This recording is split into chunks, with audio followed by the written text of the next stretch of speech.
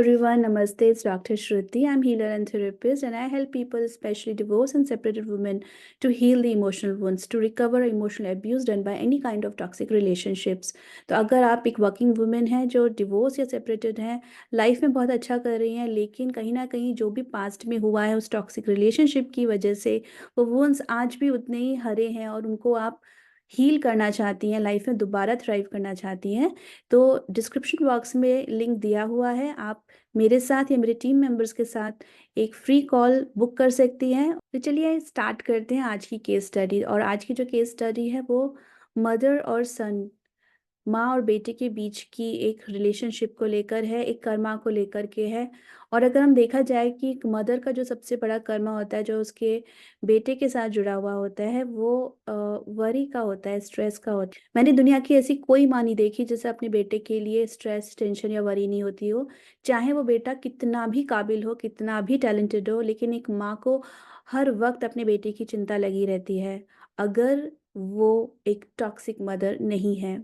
जितनी भी रिलेशनशिप्स होती हैं हम हर एक रिलेशनशिप को दो पार्ट में डिवाइड कर सकते हैं, या कह सकते हैं कि जितनी भी रिलेशनशिप है वो दो टाइप की होती है। एक तो होती है टॉक्सिक और एक होती है ऑथेंटिक रियल। जो टॉक्सिक और ऑथेंटिक और रियल रिलेशनशिप्स ऊपर से दिखने में बिल्कुल सेम लगती है, लेकिन उन दोनों में जो इंटेंशन होता है रिलेशनशिप में, हर रिलेशनशिप का एक इंटेंशन होता है। इंटेंशन में ज़मीन और आसमान का फ़र्क होता है। तो क्योंकि आज हम मदर की बात कर रहे हैं तो मदर भी दो तरह की होती है। एक मदर जो एक्सट्रीमली टॉक्सिक होती है और एक मदर जो होती है जो ऑथेंटिक और रियल होती है। अनफॉर्चुनेटली आज के टाइम में बहुत सारी ऑथेंटिक और रियल मदर सफ़र कर रही हैं। उनकी जर्नी अपने बेटे के साथ अपनी रिलेशनशिप को बेटर करना एक एक्सट्रीम चैलेंज है। And what's the reason behind it, उसके पीछे का जो रीज़न है वो ये है कि हम लोग ऊपर के बिहेवियर को नोटिस करते हैं, लेकिन इंटरनल किसी के मन में क्या चल रहा है ये हम बिल्कुल नहीं देख सकते। काफ़ी टाइम पहले मेरी भी सोच इसी तरह की थी, जहाँ मैं सोचती थी कि रिलेशनशिप में बहुत सारे ग्रे शेड्स होते हैं। तो everyone has a grey shade, everyone is like okay, सब में ग्रे शेड्स हैं, सबके अंदर कोई ना कोई कमी है, कोई भी प्रॉब्लम है। तो हम कैसे किसी पर्सन को टॉक्सिक बोल सकते हैं, हम कैसे किसी पर्सन को ईविल बोल सकते हैं। लेकिन जब मैंने इतने सारे क्लाइंट्स के साथ वर्क किया और मेरी पर्सनल लाइफ में भी जब मैंने रियलिटी में वो चीज़ उस चीज़ को फेस किया, then I came to know कि no, it's truth. There are some relationships which are not gray but completely dark. There are some people who are not gray but they are completely dark. They're completely evil. तो हमें उन लोगों से खुद को protect करना बहुत ज़रूरी है। तो कोई अगर अननोन पर्सन होता है, कोई बहुत दूर का पर्सन होता है, तो वो हमें इतना हार्म नहीं करता जितना कि हमें हार्म करते हैं वो लोग जिनके साथ हम रह रहे होते हैं। तो ये जो लेडी जो है, इन्होंने मुझे कांटेक्ट किया तो इनका जो बेटा था वो इंटेलेक्चुअली डिसेबल्ड था। तो आप सोच के देखिए, जब एक बच्चा एक हेल्दी है, एक फिट है, उसी उसी मदर को इतनी टेंशन होती है अपने बच्चे की कि भाई ये लाइफ में सही काम करे, सही चले, सही रास्ते पे चले, ट्रुथफुल हो, ऑनेस्ट हो, लॉयल हो। ये एक ऑथेंटिक मदर के एम होते हैं कि उसका बेटा ऑथेंटिक हो, उसी की तरह लॉयल हो, ऑनेस्ट हो, गलत रास्ते पे ना चले।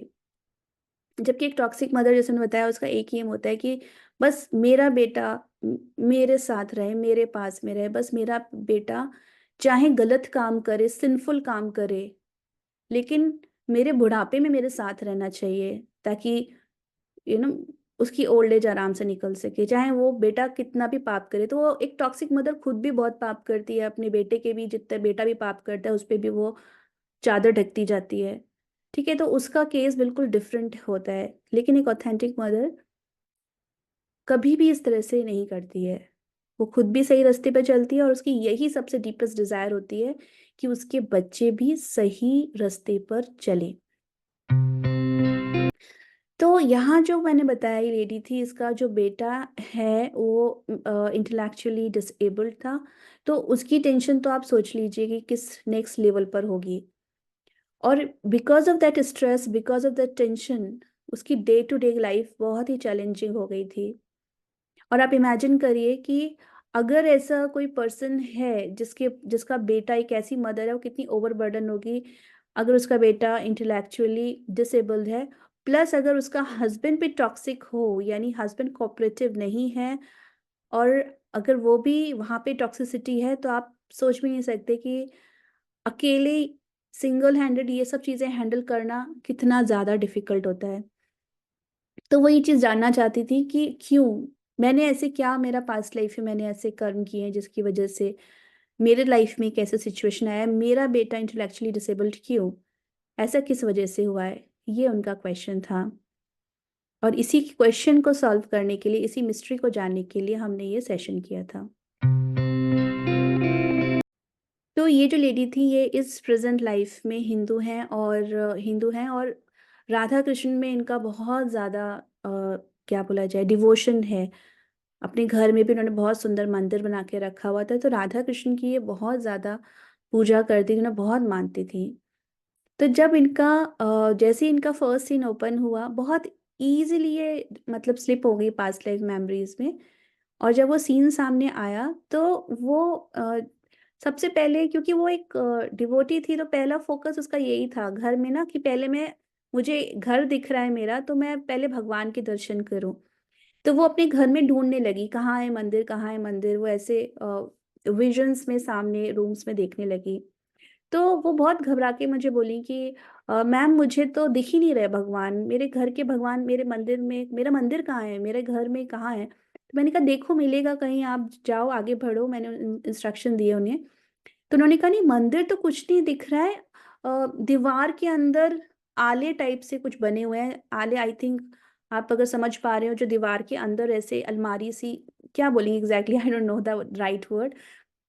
तो हमारी यूपी में आला बोलते हैं, जैसे कुछ अंदर की तरफ ऐसे अल, अलमारी भी नहीं बोलेंगे एग्जैक्टली, क्या बोलेंगे, एक छोटा सा इस शेप में अंदर की तरफ कुछ रखा हो, अलमारी बोलो या कुछ भी बोलो।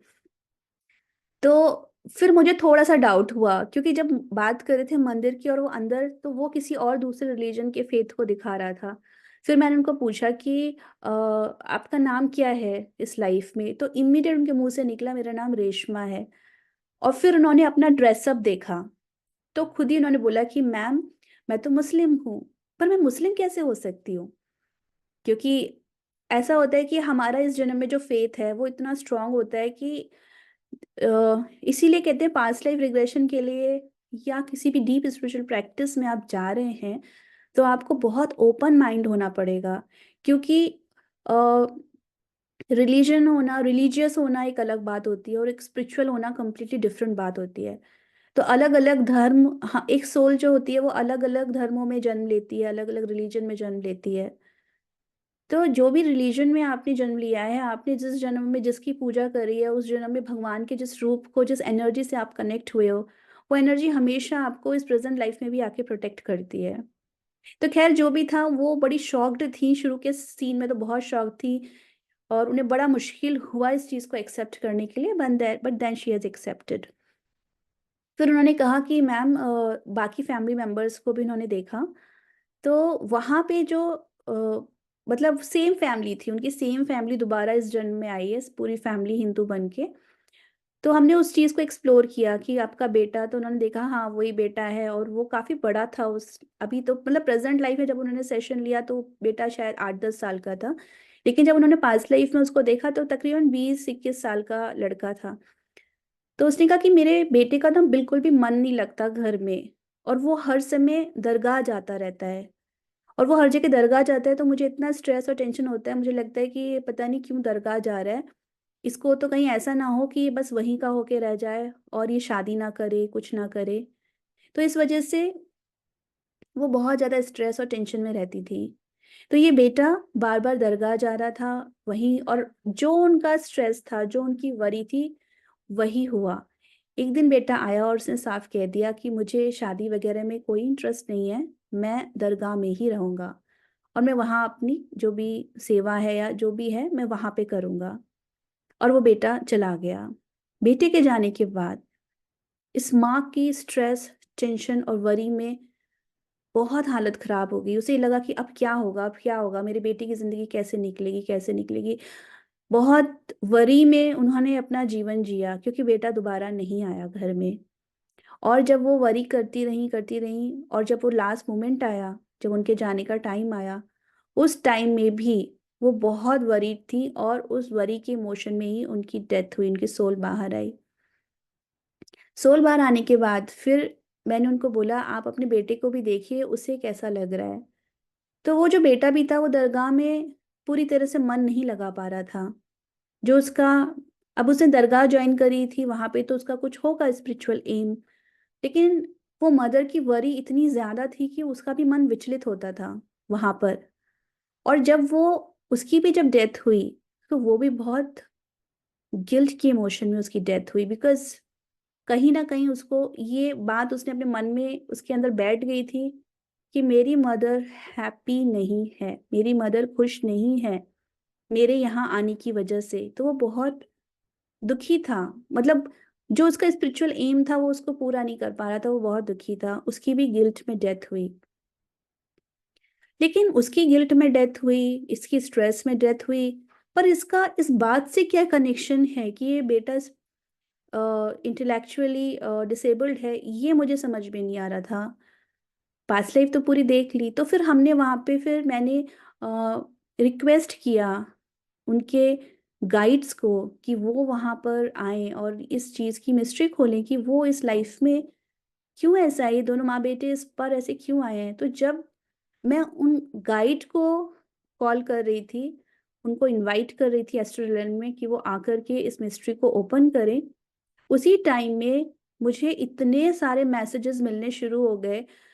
अ, बड़ा मुश्किल है इस चीज़ को एक्सप्लेन करना, लेकिन अ, ये होता है, सोल हमसे मैसेजेस के थ्रू, माइंड के थ्रू कनेक्ट करती है। और मैं बहुत ज़्यादा इंट्यूटिव हूँ, तो मुझे लगातार मैसेज आने लगे, और उस गाइड के आने से पहले ही उस सोल ने मुझे ये मैसेज दिया कि मैं इस जन्म में इसलिए इंटेलेक्चुअली डिसेबल्ड हूँ क्योंकि पास्ट लाइफ में मेरा जो इंटरेस्ट था स्पिरिचुअल बहुत ज़्यादा था, और वो मैं इंटरेस्ट ख़त्म नहीं कर सकता। लेकिन मेरी माँ की इच्छा नहीं थी कि मैं कि मेरी माँ की इच्छा नहीं थी कि मैं स्पिरिचुअली इवॉल्व हूँ, बल्कि उनकी इच्छा ये थी कि मैं शादी करूँ, घर करूँ। तो मैं वो तो नहीं कर सकता, और मुझे पता था कि अगर मैं स्पिरिचुअली जाऊँगा, आगे बढ़ूंगा, तो मेरी मदर हर्ट होगी। इसलिए मैंने इस लाइफ में इस तरह की बॉडी ली है कि चाहे मेरा कितना भी मन करे, मेरी कितनी भी इच्छा हो, मैं अपनी माँ को छोड़ के ना जा सकूं। और क्योंकि मैं इंटेलेक्चुअली डिसेबल्ड हूँ, तो मेरी कभी जीवन में शादी भी नहीं होगी। Now this is very very complicated. Karma is extremely difficult to understand. पर ये जो कुछ भी मैसेजेस मुझे मिला, वो मेरे साथ साथ उस लेडी को भी वो मैसेजेस मिले। तब मैंने उस लेडी को बोला कि उसी एस्ट्रल रेल में, देन आई टेल हर कि प्लीज आप उसको रिलीज करो उस गिल्ट की फीलिंग से, आप अपने वरी को भी रिलीज करो, और अपने बेटे को ये बोलो कि बेटे, मैं ये चाहती हूँ कि तू दुनिया के किसी भी कोने में रहे, पर तू खुश रहे अपनी जिंदगी में। मेरी ये बिल्कुल भी इच्छा नहीं है कि तू मेरे साथ रहे या मेरे पास रहे, या या पर्टिकुलर इस तरह का कर। तू फ्री है, तू अपना जो भी तेरा लाइफ पर्पस है, जो भी तू अपनी सोल जर्नी में करना चाहता है, मेरी तरफ से फ्रीडम है तुझे। तू अपनी जिंदगी में वो सब कुछ कर जो तेरी सोल जर्नी, जो तेरे लाइफ लेसन तू कंप्लीट कर। मेरा सपोर्ट है तुझे। मैंने कहा आप उसे कन्विंस करिए कि आपको कोई स्ट्रेस नहीं है, कोई वरी नहीं है, क्योंकि अगर आपने ऐसे नहीं करा, तो आप अगेन एंड अगेन हर एक लाइफ टाइम में इसी गिल्ट और वरी की एनर्जी से बंधे हुए चले आएंगे, और इसी तरह के लाइफ टाइम दोबारा दोबारा होंगे। तब उन्होंने उस बेटे को बहुत अच्छी तरह से ब्लेसिंग्स दी, बहुत अच्छी तरह से उसको बहुत लविंगली एंड स्ट्रेस फ्री होकर से बोला कि हाँ बेटा, अब तुम आगे कभी भी किसी भी जन्म में जो करना चाहो तुम वो करो, मुझे कोई स्ट्रेस नहीं है, कोई वरी नहीं है, मैं तुम्हें फुल फ्रीडम देती हूँ और बहुत खुश होकर के दे रही हूँ। और तुम जो भी, तुम्हें स्पिरिचुअली आगे बढ़ना है, तुम्हें जिंदगी में जो करना है तुम करो, और मेरा साथ है तुम्हें, मेरी ब्लेसिंग्स है तुम्हारे साथ, मेरा प्यार है तुम्हारे साथ। तो जब उस लेडी ने ऐसे बोला, उसके बाद उसका मन इतना हल्का हो गया। एंड आफ्टर द सेशन उन्होंने मुझे बोला कि मुझे ऐसा लग रहा है मैम कि मेरे सर के ऊपर से पता नहीं कितना बड़ा बोझ उतर गया। इतना हल्का, इतना पॉजिटिव उसको फील हो रहा था।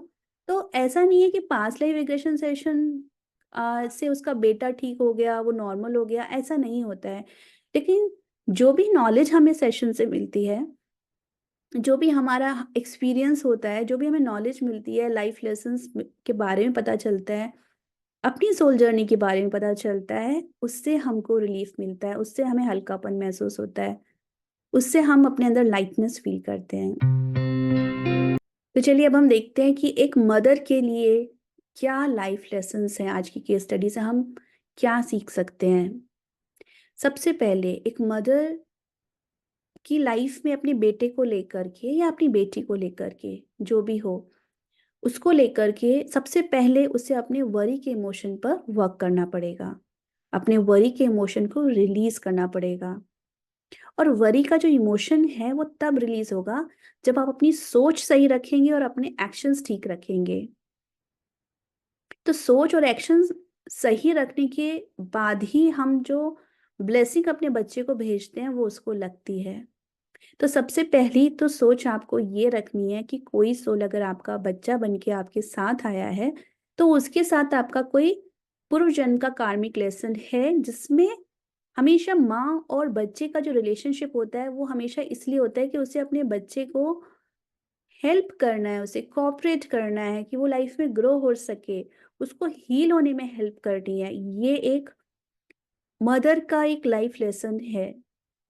तो अपने बेटे को, जो भी, आपको ये समझना होगा वो सिर्फ आपका बेटा नहीं है, वो सिर्फ आपकी बेटी नहीं है, वो एक इंडिविजुअल सोल है जो अपने लेसन्स को लर्न करने आई है। तो सबसे पहले आप गहराई में जाकर सोचिए कि आपका वरी का रीजन क्या है, स्ट्रेस क्या है, क्यों आप इतने वरीड हैं।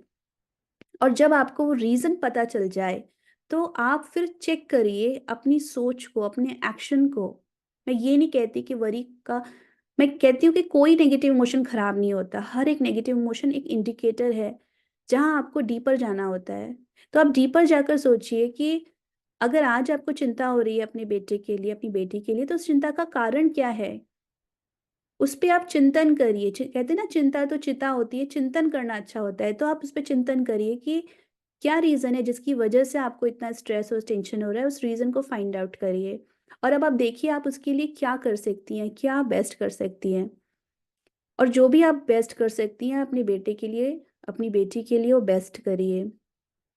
और वरी करने की जगह आप उसे बहुत सारी ब्लेसिंग्स भेजिए, पॉजिटिव, कि वो अपनी लाइफ में पॉजिटिव हो, अपनी लाइफ में सही एक्शंस करे, सही लोगों को चुने। आप जो भी उसके लिए अच्छा सोचती हैं उस चीज को आप विजुलाइज करें। आप भगवान की पूजा करती हैं तो जो भी, जो वाटर होता है, उस वाटर को आप जब आप पूजा कर रहे हैं, आरती कर रहे हैं, उस वक्त आप एक ग्लास में पानी भर के रखिए तुलसी डाल करके, और उस पानी में आप पॉजिटिव अफर्मेशंस आप डालिए। 1-2 मिनट तक उन पॉजिटिव अफर्मेशंस को बोलिए। अगर आपका बेटा आपके पास है या आपसे दूर है, पास है तो उसे, आप उसे वो पानी पीने को दीजिए। और अगर वो आपसे दूर है तो आप उस पानी को उसके फोटो पे भी छिड़क सकते हैं ताकि उसके अंदर पॉजिटिव एनर्जी आए। कितनी सारी ऐसे माएँ हैं जो बहुत सारे खुद पर्सनली बहुत सारे इमोशनल अब्यूजेस से होकर गुजरी हैं, खुद बहुत इमोशनली वीक हैं। उनके लिए बड़ा चैलेंजिंग हो जाता है अपने आप को भी संभालना और अपने बच्चों को भी संभालना। लेकिन आपको ये पॉजिटिव इंटेंशन अपने अंदर रखनी है, ये स्ट्रेंथ अपने अंदर रखनी है कि आप खुद को भी संभाल सकते हैं और अपने बच्चे को भी संभाल सकते हैं। तो डेली रात को सोने से पहले आप उसके लिए वरी करने की जगह आप उसको पॉजिटिव एफर्मेशंस आप उनके लिए बोलिए। और आप अपने वरी के रूट पे जरूर जाइए और अपने एक्शंस पे भी फोकस करिए कि अब आपको क्या स्टेप्स लेने हो चाहिए।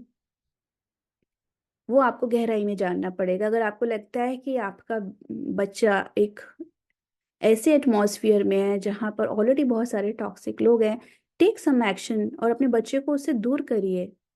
उस तरह के लोगों से, उस तरह के प्लेसेस से उसे दूर हटाइए। ताकि वो अपनी लाइफ में पॉजिटिव हो सके। तो एक मदर के लिए मैं यही कहूँगी कि अगर वरी हो रही है तो गहराई में जाइए और जब पता करिए वरी का रीज़न क्या है, और अब फिर वरी को रिप्लेस करिए राइट एक्शन और राइट थिंकिंग में। That's it for today. Take care everyone, specially all the mothers जिनके अंदर बहुत स्ट्रेंथ है, करेज है, और जो लाइफ की किसी भी टफ टाइम से निकल रही हैं और अपने बच्चों को भी संभाल रही हैं, खुद को भी संभाल रही हैं। My best wishes are with all the mothers. Take care everyone, bye, नमस्ते।